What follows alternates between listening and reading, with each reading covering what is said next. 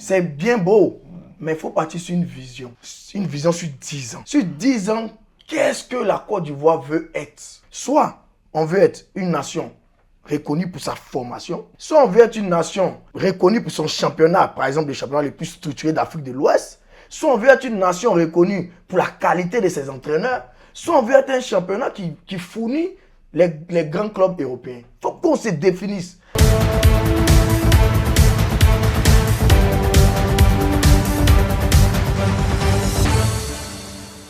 Après 4 années de mandat du COMEX mené par Yacine Idriss Diallo, beaucoup reste à faire dans le football ivoirien. Si l'on note une bonne santé au niveau de l'équipe nationale, le football local, lui, laisse à désirer. On assiste à une vente record des clubs sur le marché, malgré l'augmentation des subventions annoncées. Des problèmes structurels aux problèmes organisationnels des championnats. Les plaintes sont de plus en plus légion. Mesdames et messieurs, bonjour et bienvenue les gars sportifs sur Vision 24 TV. Nous parlerons des chantiers pour le futur président de la Fédération ivoirienne de football. Et pour en parler, nous recevons Frédéric Akona, consultant sportif, analyste, entraîneur. Bonjour Frédéric. Bonjour Saré. Et bienvenue les gars sportifs sur Vision 24 TV. Merci pour l'invitation. Alors, avec lui, Guy Jaurès Couré, journaliste sportif, consultant analyste. Bonjour Guy Jaurès. Bonjour Moses. Et bienvenue. Merci beaucoup. Alors, Frédéric, le paradoxe dans ce mandat d'Idriss Diallo est que, malgré que les subventions ont augmenté, les clubs se vendent comme des petits pains sur le marché. Alors, comment vous expliquez déjà cela? Déjà parler des causes, non des conséquences, sans parler des causes, va nous éloigner du sujet. Ok. Vous comprenez? La Côte d'Ivoire est championne d'Afrique, sous le mandat de Idriss Diallo. Cela voudrait dire qu'il y a un travail qui est fait. Maintenant, est-ce que ce travail est suffisant? Première des questions. Deuxième question, est-ce que nous devons nous contenter uniquement des victoires? Je ne suis pas trop sûr. On aura le temps d'en parler dans notre sujet. Mais une chose est sûre, les grandes nations de football ne se construisent pas sur des générations. Ils se construisent sur un système. Et ce système-là n'a pas été mis en place pour permettre aux clubs de vivre sainement, pour permettre aux joueurs de vivre sainement. Raison pour laquelle vous voyez plein de clubs qui se vendent, plein de gens qui se plaignent, parce qu'il y a un système qui doit nous permettre de vivre notre passion, de s'épanouir dans un système qui n'est pas mis en place. Alors justement, c'est quoi ce système-là? Déjà, on peut énumérer la formation des jeunes qui n'est pas optimale. Nous tous ici, on voyage, on parcourt le pays. On arrive dans les localités où on a beaucoup d'enfants, filles comme garçons. Beaucoup d'enfants, très peu de ballons, très peu de matériel. Première des choses. Donc, mauvaise formation. Deuxième des choses, mauvaise gouvernance, puisqu'on a des talents qui nous échappent. On a des scouts qui viennent des pays voisins qui nous piquent des joueurs. Et à 18 ans, on se rend compte que, ah, mais c'est un Ivoirien. Ça, c'est... Troisième chose, les coachs ont besoin de formation. D'abord, formation continue pour ceux qui ont la licence CAF. Ceux qui n'ont pas la licence CAF, qui veulent être entraîneurs, ils ont besoin de passer la licence CAF. Aujourd'hui, il y a des nouveaux métiers dans le football. Analyse vidéo, préparateur physique, préparateur mental. C'est ce qui fonde le football moderne aujourd'hui. Pourquoi on ne valorise pas ces métiers? Pourquoi on n'encourage pas les gens à venir vers ces métiers? Après, on a le manque d'infrastructures. Même Abidjan qui est la métropole, on a un terrain pour 100 équipes. Même si je veux un peu aller au-delà pour vous montrer à combien le mal est profond. On est tous en train de s'entraîner sur le même terrain.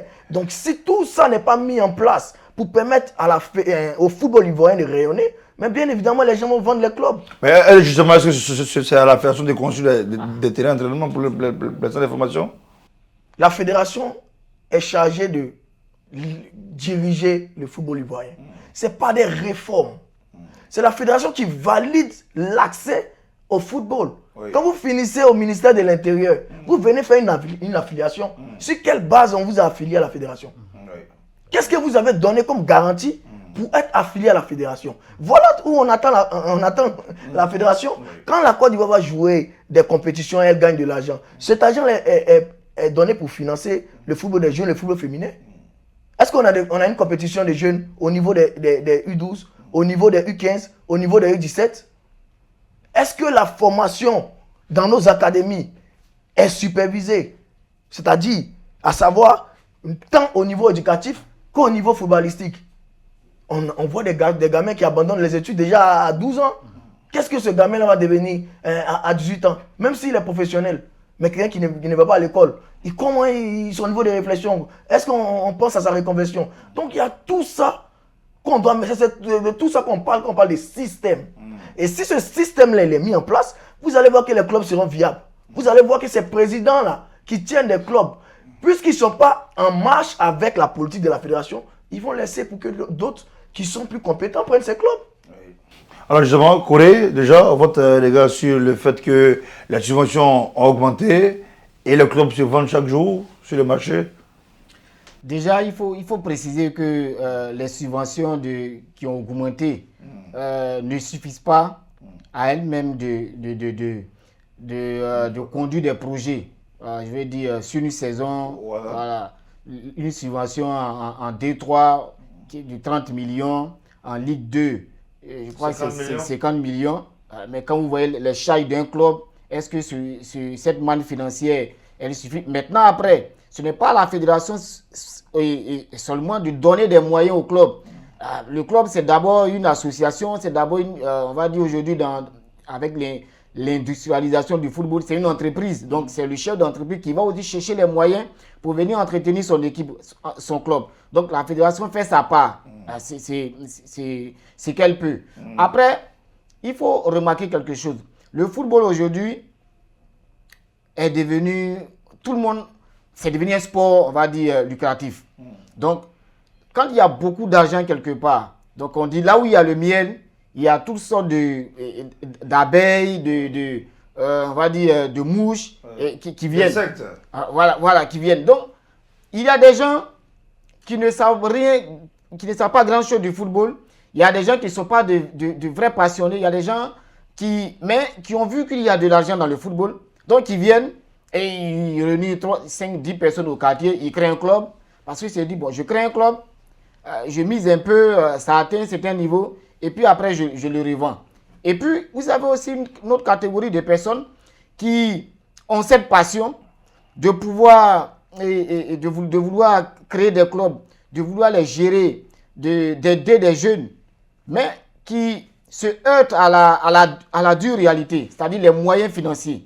Donc, à un moment donné, ils sont obligés de vendre. Parce que, c'est vrai, partie de la division d'honneur, la division district régional et en D3. Mais une fois que tu es en D3, parce que tu veux encaisser de l'argent, donc tu encaisses 30 millions, mais tu te rends compte que tu dépenses plus que 30 millions à un moment donné et tu es obligé de vendre. Mais il a touché quelques points aussi, c'est que un club qui est affilié à la FIF, ça dépend de la Fédération ivoirienne de football. Donc, je suis entièrement d'accord que c'est la fédération qui doit poser les balises. Heureusement que la CAF est venue avec cette licence CAF. Mais qu'est-ce qu'on a constaté avec cette licence CAF? On a constaté qu'elle ne règle aucun problème. Parce que ce qu'on a demandé, il faut avoir un terrain d'entraînement, une équipe féminine, des équipes de jeunes. Mais combien sont ces clubs aujourd'hui en D3, en Ligue 2 qui remplissent ces critères? Le simple fait du terrain d'entraînement, même des clubs historiques que je peux citer, même, si vous le permettez. Allons-y. Voilà, l'Africa Sport, qui est un club historique. Aujourd'hui, qui peut me dire à tel endroit, c'est le terrain de l'Africa Sport qui est là? Vous voyez? Donc, c'est tout un problème. Donc, là, la fédération, elle est fautive. Maintenant, les clubs qui se vendent, c'est que, comme je l'ai dit, les gens qui sont venus créer des clubs, ils n'ont pas assez de moyens. Donc, les gens doivent comprendre aujourd'hui que le football, c'est plus une histoire d'autrefois, où on pouvait loger des joueurs, ou bien on pouvait prendre un petit magasin, faire un certain de siège, où on n'a même pas un siège, mais c'est le bureau du président qui est le siège. Et puis on va... Non, le football a évolué. Les joueurs aujourd'hui, vous les recrutez, ils veulent un toit, ils veulent un endroit où dormir, où s'entraîner. Donc, voilà. Alors justement, on va évoluer. L'arbitrage également est fortement décrié, des ligues amateurs aux ligues professionnelles. Et une réforme là-bas également s'impose pour le futur président de la Fédération de de football. Bien évidemment, bien évidemment. Vous voyez au niveau même de la FIFA, sur ce mondial-là, les primes et les salaires des arbitres ont doublé, triplé même. J'ai regardé un article il n'y a pas longtemps, pour simplement être retenu pour participer au mondial, tu touchais $200,000. Vous comprenez? Ça permet aux arbitres d'un premier temps d'être libres, d'être impartial. Parce que quelqu'un qui a faim ne peut pas être impartial. Quelqu'un qui ne sait pas comment nourrir sa famille, qui ne peut pas payer ses factures, tu ne peux pas être impartial. Il faut qu'on se dise la vérité. Donc, si on peut donner un statut de fonctionnaire aux arbitres, en les payant par mois, il faut le faire. Ça, c'est le volet, c'est sur le volet salaire. Mais sur le volet augmentation de compétences, il faut qu'ils se forment. Moi, j'ai participé à des championnats où l'arbitre, c'est même pas qu'il veut tricher, il n'est pas fort. Ouais. C'est même pas qu'il veut tricher, il n'a même pas le niveau. C'est vrai. Moi, j'ai constaté ça. J'ai même craqué à truc, on va dire à Bengourou. J'ai même craqué. Pour moi, la Ligue d'Abengourou est la meilleure ligue régionale de Côte d'Ivoire. Mais j'ai craqué parce que l'arbitre des fautes simples, des interprétations du jeu simples, il n'arrive pas. Donc, il faut augmenter le niveau de formation. Il faut leur donner un revenu conséquent. Et il faut continuer à les doter d'infrastructures. Parce qu'aujourd'hui, j'ai fini s'il te plaît. Aujourd'hui, on parle de VAR. Aujourd'hui, on parle de technologie. On parle de VAR, on parle de technologie. Mais l'arbitre qui veut arbitrer un match dans le football moderne, qui n'a pas tout ça, vous voulez qu'il fasse quoi? Il va faire de nombreuses erreurs. Parce que même ces gens qui sont en Ligue des Champions, qui ont tout le matériel, ils font des erreurs. Imaginez-lui. Alors justement également, des arbitres sont parfois envoyés en mission, en guillemets, contre certains clubs adversaires et sinon opposants. Est-ce que pour vous aujourd'hui, ces pratiques-là, on a vu des cas d'arbitrage vraiment très flagrants, des clubs qui ont été relégués, ma foi, injustement en division inférieure. Est-ce que ce n'est pas un chantier pour le futur président de la FIFA? Parce que là, depuis la tête même de la commission d'arbitrage au Kalou Bonaventure hier, qui a fortement décrié d'ailleurs parce qu'il n'a pas été ancien arbitre, est-ce que pour vous, il n'y a pas de réformes à faire au niveau de là-bas? Non, il y a des choses à faire de ce côté. Bon, c'est vrai. Et Kalou Bonaventure fut un footballeur, il n'est pas arbitre, et puis bon, il a été bombardé là, bon, tous à notre grande surprise. Mais le problème n'est pas qu'il n'ait pas été un arbitre. Il a joué au haut niveau, donc il connaît les règles. Il peut aller au contact, se former, et puis cette expérience-là, avec cette expérience, et mieux diriger l'appareil. Mais le problème dont on ne se situe pas là, le problème c'est que on reproche des choses à l'arbitrage ou aux arbitres ivoiriens, et derrière, souvent on n'a pas cette humilité d'accepter que les arbitres font des erreurs.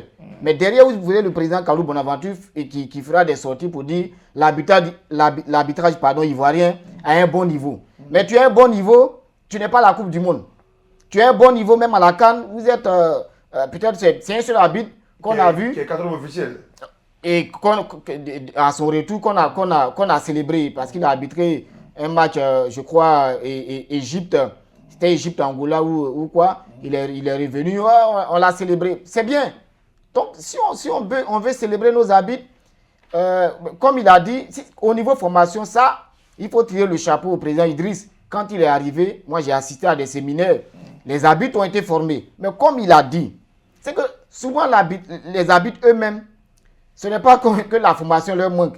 Ce n'est pas que par derrière quelqu'un leur donne de l'argent, mais c'est parce qu'eux-mêmes, ils n'ont pas le niveau. Mais comme je l'ai dit, c'est parce que... Alors, comment se fait d'ailleurs le critère de sélection? Oui, bon, un arbitre qui habite en D3, on va dire, il est à ses débuts. Donc là-bas, on essaie de faire le tri là-bas. Maintenant, comme je l'ai dit au niveau des présidents du club, certains sont arrivés parce qu'ils veulent se faire de l'argent. S'il prend un club, il va vendre un joueur, derrière, il va récupérer de l'argent. Donc aujourd'hui, ces clubs-là, vous verrez, donc c'est pareil pour les arbitres. Certains sont venus à l'arbitrage aussi peut-être pour se faire un nom. Maintenant, au niveau des salaires, je pense que quand le président est arrivé, il a quand même, ce commerce qui est là, ils ont quand même amélioré quelque chose, même si ce n'est pas gros. Mais selon leurs moyens, ils ont quand même défini un SMIC pour un certain nombre d'arbitres qu'ils ont sélectionnés, être professionnels. Maintenant, après, pour dire que quand un arbitre ne mange pas, il ne peut pas bien arbitrer. Non, tous ces arbitres que vous voyez, je prends l'exemple de M. Doué Noumandez. M. Doué Noumandez, il est d'abord, je crois, pharmacien de profession. Pharmacien. Donc, tous, ils ont d'abord un métier, c'est des professeurs, ce sont des instituteurs, la plupart des arbitres.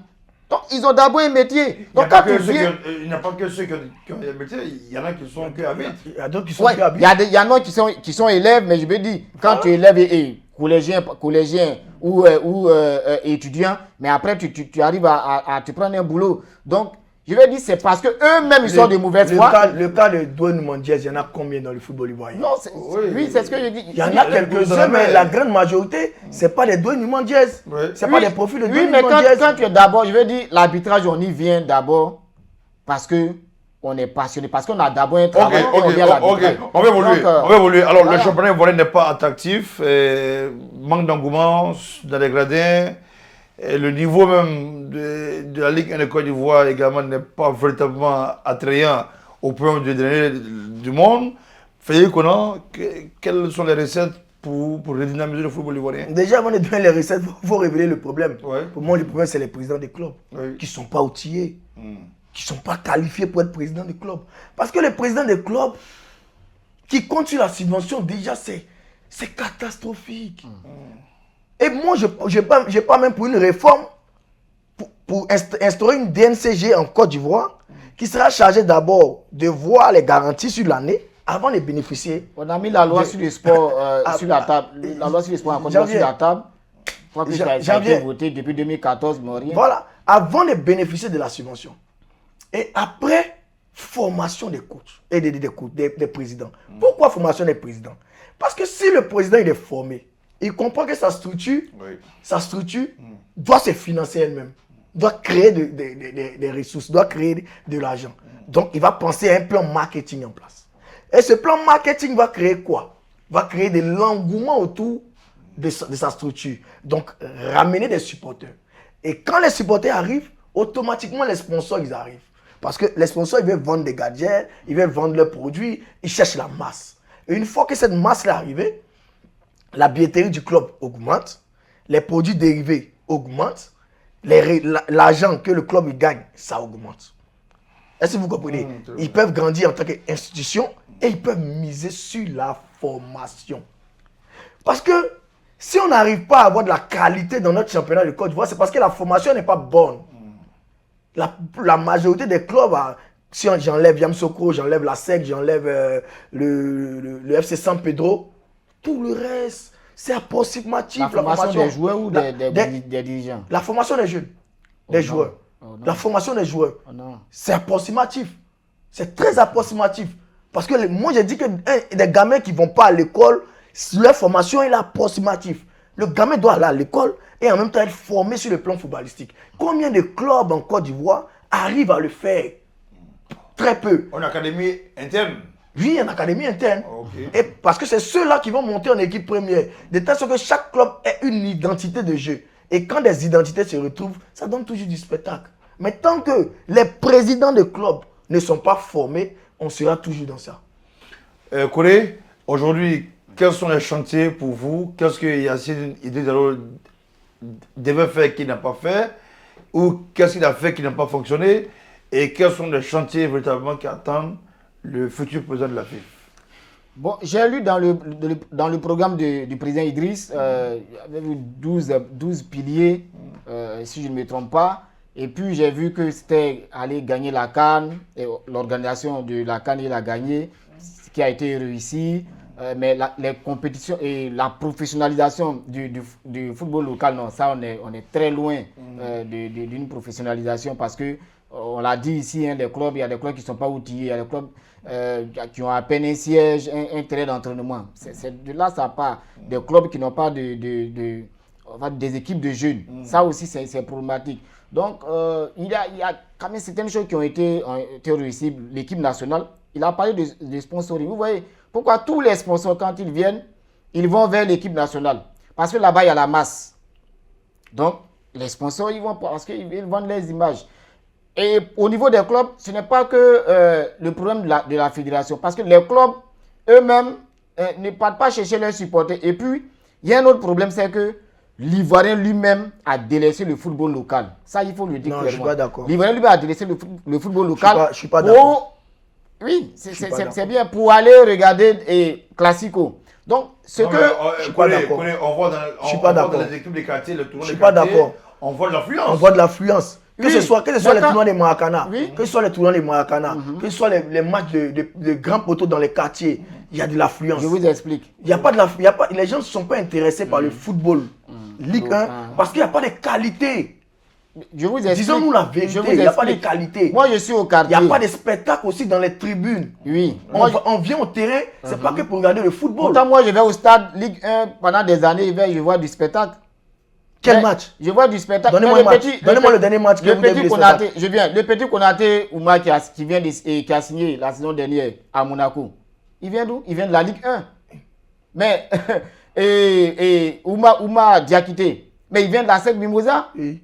Mais le petit qui est à Salzbourg, comment il s'appelle? Le petit qui était à la SEC. Karim Konaté. Mais il vient de la SEC, ce sont tous des produits.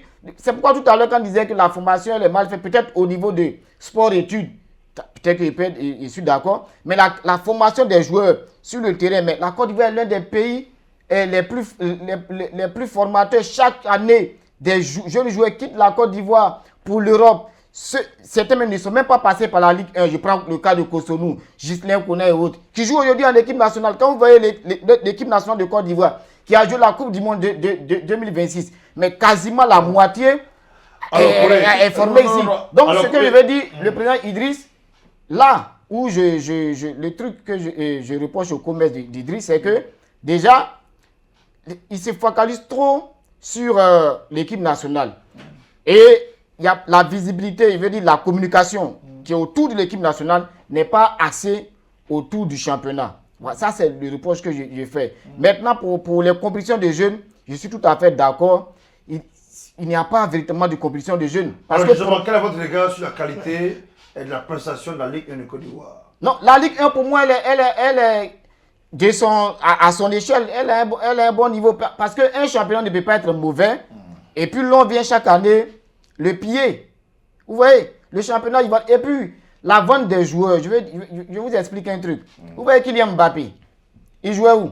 Il joue au Paris Saint-Germain. Mais le Paris Saint-Germain est aujourd'hui l'un des clubs les plus riches. Mais Kylian Mbappé, parce qu'il a une ambition, il est parti du côté du Real Madrid. Aujourd'hui, Marseille est en train de grouiller pour vendre des joueurs. Ils ont vendu leur meilleur joueur, Greenwood. Pour faire quoi? Pour remplir les caisses, parce qu'il y a certains critères et un nombre de choses à régler. Parce que tous les clubs aujourd'hui veulent avoir l'équilibre je vais dire budgétaire. Alors justement, parlons en termes d'attractivité du championnat. Est-ce que selon vous, il est attractif? Est-ce que selon vous, le championnat est véritablement... Est-ce qu'il donne l'engouement? Pour le moment, le championnat il est bon sur le terrain. Il ne draine pas dans... il n'y a pas l'engouement autour. Et ça ne date pas d'aujourd'hui. C'est depuis le début des années 2000. Pourquoi? Parce qu'il y a eu la crise en Côte d'Ivoire. Ça, c'est un. Tout à l'heure, je voulais l'expliquer. Quand je suis dans mon quartier, quand il y a un match de Maracana, peut-être je ne paye même pas le ticket. Je me rends là, je ne paye pas le transport. Mais celui qui va quitter Yopougon, venir à Marcory, bien, là où les stades sont souvent, c'est très difficile. Ouais, ça, c'est un. Voilà, j'ai vu avec des embouteillages, c'est très difficile. Non, ce n'est pas le rôle de la fédération de construire des stades. La politique sportive du pays, c'est elle qui n'a pas été bonne à un moment donné pour bâtir une commune comme Yopougon et à Bobo. Même à Bobo. C'est des communes qui doivent avoir des stades aux normes, qui doivent accueillir des championnats. Imaginez-vous, un match à SEC Africa à Yopougon. Pensez que ça ne ferait pas le plein? Ça ferait le plein. Alors justement, est-ce que pour vous, à Makori, il n'y a pas de monde pour donner le chambrou? Des communes comme Marcory sont des communes un peu, je veux dire, un peu difficiles en termes de trucs. Yopougon, Abobo, Agamé, c'est des gens, là-bas, c'est un peu, ça respire un peu football. Mais ce que je vais ajouter, c'est que les Ivoiriens, eux-mêmes, vous voyez la culture du football au Brésil, la culture du football ou du sporting que les gens ont en Argentine, où les gens se font tatouer des clubs. Mais on n'a pas ça ici. Alors justement, on n'a pas ça ici. Alors justement, c'est pas une question de fédération simplement. On fait des connaissances aujourd'hui. Selon vous, quels sont les chantiers que doivent en tout cas abattre le futur président de la Fédération de football? On a parlé plus ou moins des différents chantiers. On a dit d'abord, énumérer des solutions comme ça, c'est bien beau, mais il faut partir sur une vision. Une vision sur 10 ans. Sur 10 ans, qu'est-ce que la Côte d'Ivoire veut être? Soit on veut être une nation reconnue pour sa formation, soit on veut être une nation reconnue pour son championnat, par exemple les championnats les plus structurés d'Afrique de l'Ouest, soit on veut être une nation reconnue pour la qualité de ses entraîneurs, soit on veut être un championnat qui fournit les grands clubs européens. Il faut qu'on se définisse. En fonction de ça, on pourra établir les stratégies. Vous comprenez? Oui. Quand on a fini d'établir la vision, on étudie le marché, on étudie la psychologie des supporters. Si j'ai des supporters qui n'aiment pas se déplacer, mais j'ai créé un mécanisme, État, fédération, collectivité territoriale, club, établissement scolaire. Mais les gars, qu'est-ce qu'on fait? Sachant que ce milieu-là, ce secteur-là, peut embaucher beaucoup de jeunes. Donc ça aide l'État de Côte d'Ivoire à lutter contre le chômage. La responsabilité de l'État de Côte d'Ivoire. À lutter contre le chômage. Ça valorise aussi le football ivoirien, puisqu'on a vu Marseille venir ici. C'est pour cette même histoire de football. Donc c'est qu'on peut utiliser le football pour valoriser notre pays. Alors, les gens ne se déplacent pas beaucoup. Bon, est-ce qu'on ne peut pas créer des terrains de possibilités, de telle sorte que Oza, Sol, puissent jouer le débit à Bobo. Et Yopougon, comment on appelle ça, Zoman, et une autre équipe de Yopougon. Et le SCA? Et le SCA, plus jouer le débit là-bas. De telle sorte qu'on rapproche le football de la population. Justement. Donc déjà, ça c'est étatique maintenant. C'est pas seulement étatique. C'est la fédération qui réfléchit et qui dépose un dossier sur la table de l'État de Côte d'Ivoire pour montrer à l'État de Côte d'Ivoire les bien fondés de cette politique. Parce que la structure qui est chargée de gérer le football en Côte d'Ivoire, ce n'est pas l'État de Côte d'Ivoire. C'est la Fédération ivoirienne de football. Alors justement, de l'État qui finance le football. Au terme de cette émission, ce sujet est tellement passionnant qu'on va peut-être le ramener une prochaine fois. Parce qu'il reste encore beaucoup à dire pour le développement du football ivoirien. Nous le savions. Et sur ce plateau, Guy Jorès Collet, journaliste sportif consultant. Avec lui, Frédéric Kona, entraîneur, consultant analyste sportif, pour parler des futurs chantiers qui attendent le futur président de la Fédération ivoirienne de football. Et bien sûr, merci à vous de nous avoir suivis. D'ici là, portez-vous bien et à la semaine prochaine.